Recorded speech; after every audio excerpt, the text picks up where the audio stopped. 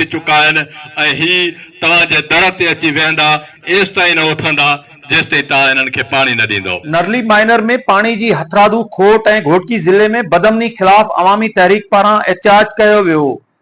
नरली minor में पानी जी खोट ऐं ज़िले में वधंदड़ बदमनी खिलाफ़ क़ौमी अवामी तहरीक पारां खिरोई में एहतिजाज कंदे इल्ज़ाम हयो त आपाशी अमलो बासरनि खां गॾी रिश्वत वठी पानी विकिरो करे रहिया आहिनि, जॾहिं त पूछड़ी जे आबादगारनि खे पानी नथो ॾिनो वञे, जेका संदन नाइंसाफ़ी आहे। उन मौके ते कामरेड लुत्फ मियां शर, जुल्फकार शर, इसहाक शर, रफीक ऐं ॿियनि ॻाल्हाईंदे चयो त नरली माइनर जे पुछड़ी जा आबादगार पानी जे फुड़े लाइ तरसी रहिया आहिनि।